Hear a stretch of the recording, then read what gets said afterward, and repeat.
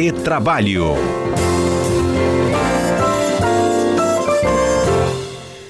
Bom dia, rapazes. Bom dia, Patrícia. Bom dia, Cássio Moro. Bom dia aos ouvintes da CBN. E aqui eu presto minha solidariedade à família, né, do querido repórter Kaique. Kaique Verli. Isso Cássio, tá aí. com a gente? Tô sim. Bom dia, Uhum, bom dia. Patrícia. Bom dia, Alberto. Bom dia, ouvintes. Gente, essa semana, o governo federal mudou algumas regras em relação ao trabalho do comércio durante os feriados. Vamos explicar para o nosso ouvinte o que muda em relação ao governo, o que muda para o patrão e o que vai mudar para o funcionário? Vamos começar por onde? Alberto Vai sempre lá, começa. Ele é Vamos lá, ótimo nisso. Alberto. vamos lá. Vamos explicar. Essa é um tema que a gente já debateu algumas vezes aqui, né, que é a mesma portaria que tratava sobre questões de trabalho aos domingos e aos feriados. E agora o ministro Luiz Marinho fez uma nova portaria fazendo algumas alterações, né, deixando claro quais atividades não precisam de autorização para funcionar no feriado por meio de acordo ou convenção coletiva e outras atividades que precisam de autorização para funcionar aos feriados. E que autorização é essa? Na verdade, ela tem que estar expressa num instrumento coletivo, seja convenção coletiva ou seja acordo coletivo. Não é isso, Cássio? O ministro Luiz Marinho, ele fez uma bagunça nesses anos aí, naquela tentativa de emplacar aquela portaria 3665. Aí entrava em vigor, ele suspendia, até que há 3 meses atrás ele entrou em vigor efetivamente, mas não deu muito certo. Ele revogou, enfim, essa 3665 lá de 2023, essa portaria, e editou uma nova. Então, fez uma bagunça, mas é isso que o Alberto disse. Importante que essa portaria, a nova, que é a 1316 de 2026, ela serve para disciplinar um artigo de uma lei, que é a 10.101, que fala do trabalho em feriados no comércio. E a grande vantagem aqui é que ele abriu um leque de serviços essenciais aí que não precisam de convenção para trabalhar em feriados, para atuar em feriados, né? Porque, de fato, a gente tinha uma portaria lá que estava proibindo o labor, a não ser mediante negociação coletiva, de serviços essenciais, como farmácias, padarias, restaurantes, até mesmo em aeroportos, onde tem o maior número de viajantes e tal. Então, uma bagunça, né? Agora está um pouco melhor, né, Alberto? Tá mais Depende, claro. depende sempre do ponto de vista, né? Porque eu acho que essa diversas portarias que o ministro fez realmente trouxe uma confusão, né? Eu acho que a gente já debateu aqui algumas vezes e trouxe especialmente insegurança jurídica, né? Insegurança jurídica. E o texto da portaria, na minha opinião, está um pouco confuso também, por exemplo, para informar, né, quais atividades agora precisam ou não, né, de autorização. Porque ele alterou, Patrícia e Hum, Cássio, o anexo 4 da portaria 671, né? Então lá fica bem claro, por exemplo, o que está liberado aos feriados sem autorização. E aí precisa fazer um confronto, o que tinha antes com o que tem agora. Por exemplo, o comércio varejista de peixe já não pode mais funcionar aos feriados sem autorização coletiva. Já, por exemplo, o varejista de produtos farmacêuticos, né, farmácias, algumas coisas nesse sentido, já podem. As feiras livres, da mesma forma. Então, até na edição da portaria ficou um pouco confuso, mas tá claro, fazendo essa combinação, né? As atividades que entraram saíram e permaneceram, quais vão precisar de ter negociação coletiva ou não.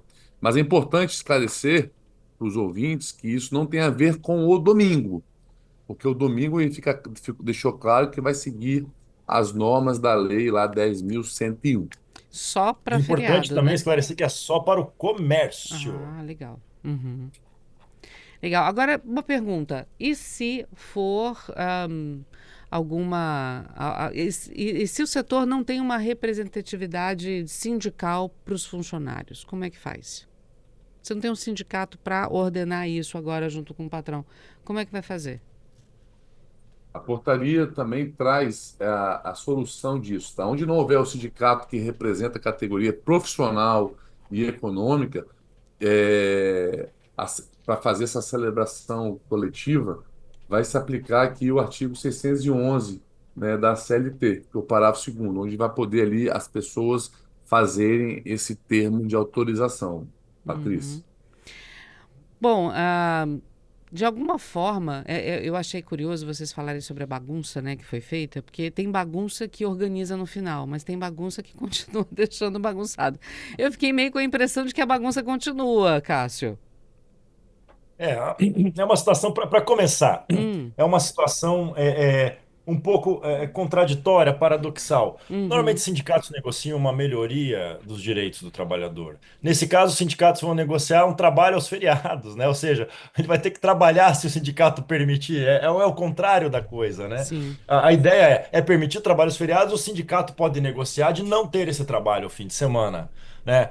Desculpa, nos feriados, né? A exemplo do que fez o Sindicato do Comércio com os supermercados de não ter o trabalho aos domingos, né? Então ele subverte a própria necessidade do sindicato aqui, ele está atuando como ele está restringindo o direito do trabalhador se negociar. entendi. Quer dizer, perde-se o poder de barganha numa negociação entre empresas e sindicatos? Na verdade, Hum, depende do ângulo que se analisa. O sindicato, na verdade, o sindicato que representa os empregados, ele ganha um poder de barganha, né? uhum, Porque para É, você, poder, isso. para Você poder. força uma negociação, né? Então o uhum. sindicato ganha o poder de cobrar uma taxa para essa negociação e liberar o trabalho aos feriados desses trabalhadores. Então, quer dizer, você vai ter mais poder de negociar com o patrão, em termos de sindicato, né? Você vai ter mais poder de negociar com os patrões, mas pode haver mais um ponto de fricção aí, de ranhura aí no meio por conta dessa negociação. O que é que eu ganho? Se eu fizer, vou ganhar o dobro, vou ganhar o triplo? É por aí? É por Essa aí. Agora, negociação? não que vai ganhar o dobro, o triplo, mas vai Aham. ter que ter negociação, né, para regularizar esse trabalho aos feriados. E isso, às vezes, né, se você não tiver, Patrícia, esse instrumento que regulariza a empresa não pode funcionar. E isso pode prejudicar tanto a empresa quanto o empregador. Porque, a depender do setor, o feriado é onde tem o grande movimento. Então, às vezes, a pessoa que depende de comissão, né, de venda, essas coisas, Prefere e trabalhar, né? prefere trabalhar. E se não tiver autorização do sindicato lá por meio do instrumento coletivo, não vai poder trabalhar. Uhum.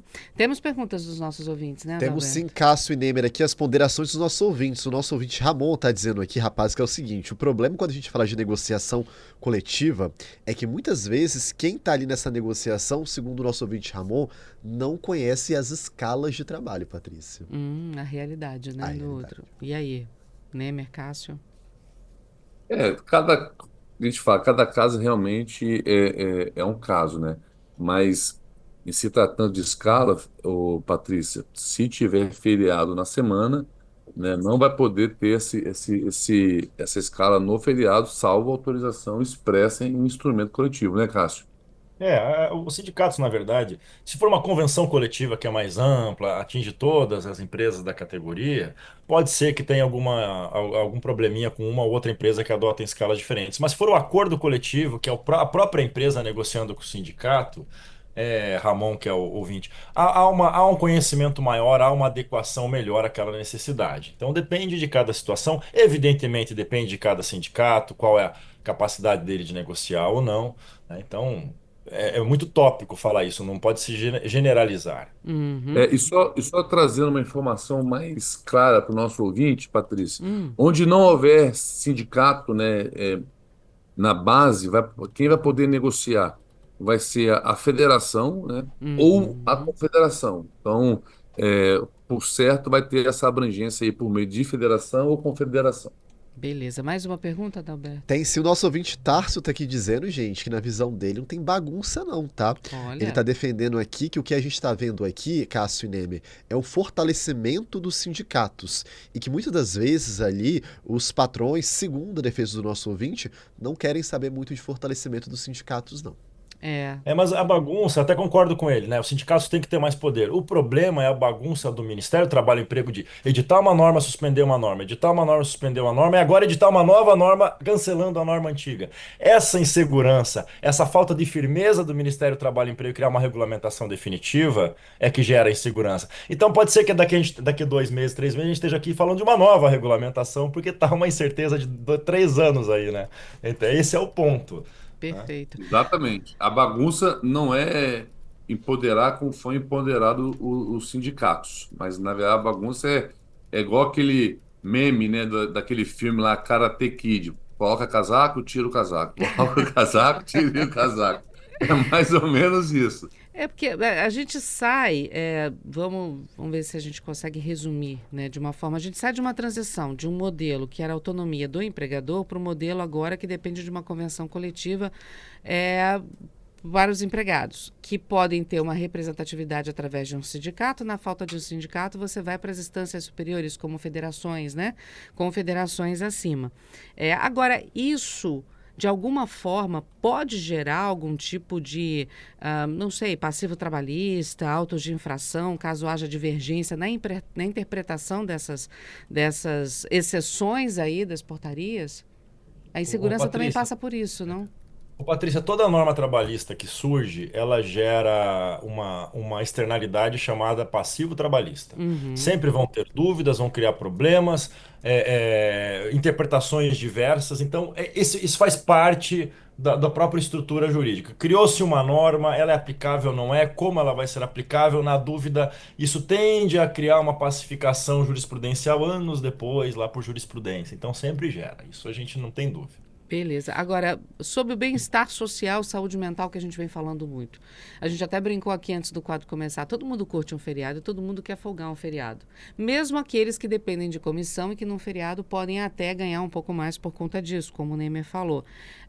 Isso também, de alguma forma, é levado em consideração, deve ser levado obrigatoriamente em consideração por ambas as partes, ou isso acaba ficando de lado numa negociação, numa convenção dessa? Patrícia, tudo depende da, da representatividade, né? Tem sindicatos que efetivamente ouve a base, ouve a categoria e leva para a mesa de negociação que aquela categoria quer. E tem outros sindicatos que, infelizmente, só olham para eles mesmos e negocia da forma que entender melhor para eles, não para os seus representados. Isso eu falo tanto patronal quanto dos empregados. Uhum. Isso vai depender também, Patrícia, do padrão de bem-estar que cada categoria tem. Então, se você tem uma categoria em que os trabalhadores, em geral, já têm direitos a garantir, já têm uma boa remuneração, o descanso pode ser ótimo. Categorias não tão especializadas, que têm uma remuneração mais de base, mais próxima do salário mínimo, provavelmente esses trabalhadores vão ver aí uma oportunidade, se não puderem trabalhar na empresa em que são empregados, de fazer alguns serviços, alguns bicos por intermediação de plataforma, alguma rendinha a mais nesse período, né? Então, Uhum. essa questão de ou descansar ou trabalhar depende muito do padrão de cada trabalhador, o padrão remuneratório, o padrão que ele tem. E a saúde mental deve ser preservada, é verdade, mas saúde mental sem dinheiro no bolso fica difícil também, né? Também fica. Meninos, obrigada mais uma vez por esclarecerem as dúvidas dos nossos ouvintes em relação aos assuntos ligados, né, ao trabalho de uma forma geral. Obrigadão.